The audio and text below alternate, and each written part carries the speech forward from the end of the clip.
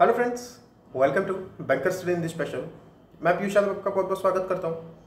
तो जैसा कि आपको पता ही है कि हम आरआरबी पी और क्लर्क के लिए आपको हिंदी और कंप्यूटर की क्लासेस को प्रोवाइड कराते हैं और डेली हम आपके लिए मेंस की डीआई का एक सेशन लेके आते हैं। तो इन चीज़ों के लिए आप हमें सब्सक्राइब कर सकते हो।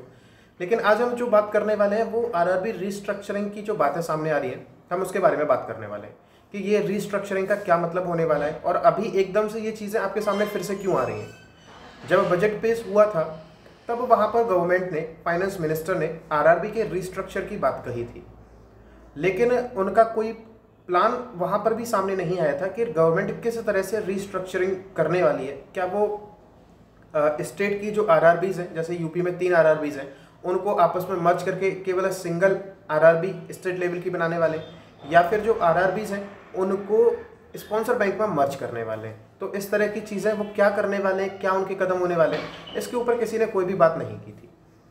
तो अब ये चीज़ें एकदम से आपके सामने क्यों आ रही हैं, लगातार आपको सुनने को मिल रहा होगा। तो एज अ कैंडिडेट आप वरी होंगे कि अब हम क्या करें, हमारा तो सपना, हम आरआरबी बनाए बैठे हैं, आरआरबी पीओ हमें बनना है, तो अब हम क्या करें। हमें सर ये बता दो, क्या आरआरबी प्राइवेट हो जाएगा? बताइए, क्या आरआरबी प्राइवेट हो जाएगा? नहीं होगा सर। इस बात को तो आप मान के चलो कि आरआरबी प्राइवेट नहीं होगा।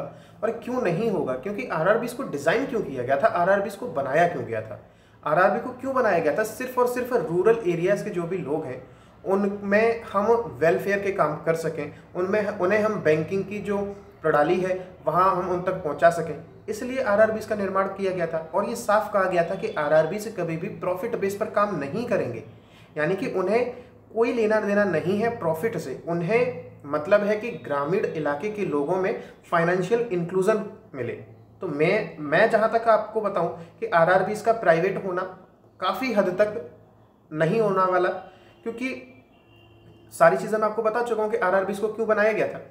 और इसके बाद और क्या बातें हैं कि जो आपको वरी कर रही हैं। अभी आपने देखा होगा कि आरआरबी एसोसिएशन का एक लेटर सबके सामने आया था, उसमें उन्होंने कुछ पॉइंट्स को डिस्कस किया था कि जो बातें उन्होंने सुनी है कि गवर्नमेंट ने एक कमेटी बनाई है और वो आरआरबी के रीस्ट्रक्चर के बारे में प्लान कर रहे हैं। तो एक न्यूज़पेपर में कुछ ये पब्लिश हुआ था, तो वहाँ पे उन्होंने कुछ इन चीज़ों को देखा है। उसके आधार पे उन्होंने अभी तक जो उन्हें पता लगा है, आरआरबी एसोसिएशन को जो पता लगा है, उसके आधार पे उन्होंने अपनी कुछ बातें बताई।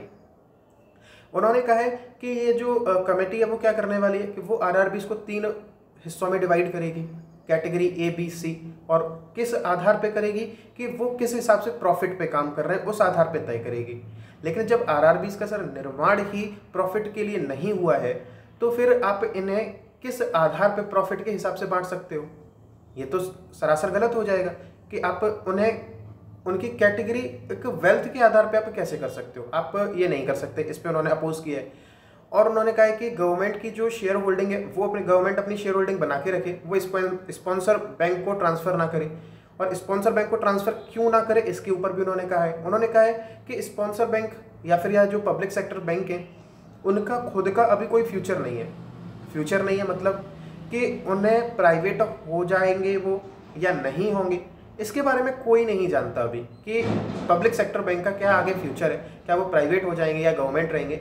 उस आधार पे फिर आरआरबी का क्या फ्यूचर रहेगा, ये भी चीज़ अभी डिसाइडेड नहीं है। और इसके साथ ही और भी कुछ पॉइंट्स हैं जिसके आधार पे उन्होंने काफ़ी मतलब आलोचना की है, जो भी उन्हें सुनने में आया है उसकी उन बातों को लेके। और अभी पूरी तरह से क्लियर आरआरबी एसोसिएशन भी नहीं है कि क्या रीस्ट्रक्चरिंग में होने वाला है। और उसके ठीक अगले दिन, अगले ही दिन जो ऑल इंडिया बैंक एसोसिएशन है उन्होंने अपना एक लेटर फाइनेंस मिनिस्टर को लिख दिया, यानी कि निर्मला सीतारमण जी को लिख दिया कि ये जो आरआरबीज हैं उनका जो मर्जर है वो आप स्पॉन्सर बैंक में कर दो। तो देखो, ये तो सिंपल सी बात है कि हर एक एसोसिएशन अपने क्षेत्र की जो भी बैंक्स हैं उन्हें बढ़ावा देने की कोशिश करती है। तो अगर आरआरबीज को आप मर्ज कर दोगे स्पॉन्सर बैंक में, यानी कि जो स्पॉन्सर बैंक हैं वो ब्रॉड हो जाएंगे, और तो हर कोई ये चाहता है कि कैसे भी करके उनकी जो चीज़ें हैं वो लगातार बढ़ती रहें। तो ये सजेशंस दिए जा रहे हैं, ऐसा नहीं है कि ऐसा हो गया, ये सिर्फ सजेशन दिए जा रहे हैं। और आगे चल के इनका क्या भविष्य होने वाला है, किस तरह से रीस्ट्रक्चरिंग परफॉर्म होगी, वो खुद अभी गवर्नमेंट को भी नहीं पता है। उन्होंने सिर्फ बजट में ये ऐलान कर दिया कि हम रीस्ट्रक्चर करेंगे, लेकिन रीस्ट्रक्चरिंग का क्या प्लान है उसके ऊपर उन्होंने कुछ भी नहीं कहा है। तो जहाँ तक जो भी बातें आपके सामने अभी तक आ रही हैं वो सिर्फ सजेशंस हैं और कुछ भी नहीं है। तो इनके आधार पे आप कुछ भी डिसाइड मत करो कि आगे चल के क्या आरआरबीज का होने वाला है। आगे जो भी अपडेट होती रहेगी वो मैं आपको देता रहूँगा, ऐसी बात नहीं है। और मैं इतने दिनों बाद आपके लिए क्यों बता रहा हूँ, क्योंकि लगातार कुछ लोग यूट्यूब पे बहुत पहले ही इस बारे में बता चुके हैं। तो मैं थोड़ा सा पढ़ रहा था इनके बारे में कि एक्चुअल में चल क्या रहा है। तो क्योंकि मैं आपको कोई नेगेटिव जानकारी नहीं दूंगा, और एक्चुअल में अगर नेगेटिव होगी तो फिर वो देनी भी पड़ेगी, लेकिन जो फैक्ट है, जो एक्चुअल जानकारी है, वो आप तक पहुंचानी ज़्यादा जरूरी होती है। क्योंकि हम उस तरह से चीज़ें नहीं बनाते कि हम थंबनेल में लगा दें कि आरआरबी प्राइवेट हो गए, अब आप क्या करोगे। ऐसा हम कुछ नहीं करते और करने का कोई मतलब भी नहीं है। आप एक कैंडिडेट हो, सीईटी अगले साल किसी भी टाइम आ जाएगा, तो सबसे बढ़िया मौका है आपके पास कि आप इसी बार आरआरबी का एग्ज़ाम जो है, वो बहुत से लोगों का ड्रीम होता है, उसको क्लियर करो। और इन फालतू की न्यूज़ पे एज अ कैंडिडेट आप लोग ध्यान मत दो, क्योंकि जो भी चीज़ें होंगी वो हम आपको बता देंगे, आप उसको लेके वरी मत होइए। आपका सिर्फ काम है कि आप पढ़ाई करें, अपना सिलेक्शन लें, ये सिर्फ आपका काम है। प्राइमरी जो आपका ऑब्जेक्ट है सिर्फ और सिर्फ सिलेक्शन है, इसके अलावा आपको कुछ नहीं दिखना चाहिए।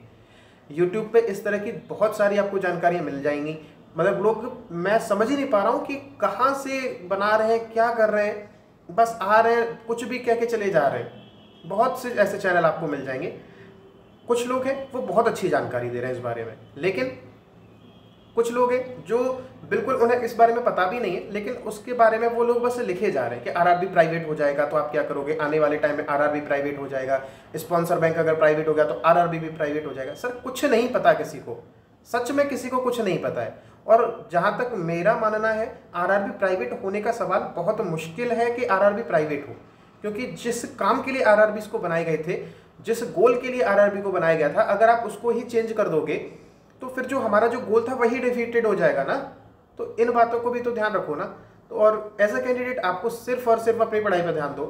आपका एग्ज़ाम 1 अगस्त को है, पहली स्लॉट में 8 बजे की शिफ्ट में सबका एग्ज़ाम होगा, ये मान के चलो, मत मानो कि आपका लास्ट वाली डेट में होगा। आपका एग्ज़ाम 1 अगस्त को मॉर्निंग 8 बजे आपको वहाँ का स्लॉट बुक है आपके एग्ज़ाम हॉल में, उस हिसाब से तैयारी करो।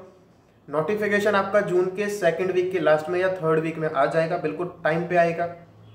कोरोना के जो या कोविड-19 के जो केसेस हैं वो लगातार गिर रहे हैं, तो इस बारे में बिल्कुल भी वरी मत होना कि पोस्टपोन होगा कि क्या होगा, कुछ नहीं होने वाला। केवल अपनी स्टडी पे ध्यान दो, लगातार पढ़ते रहो, फालतू की बातों पे ध्यान मत दो। जो भी चल रहा है वो मैंने आपको बता दिया है कि किस तरह से चीज़ें चल रही हैं, और आगे क्या होगा अभी किसी को नहीं पता।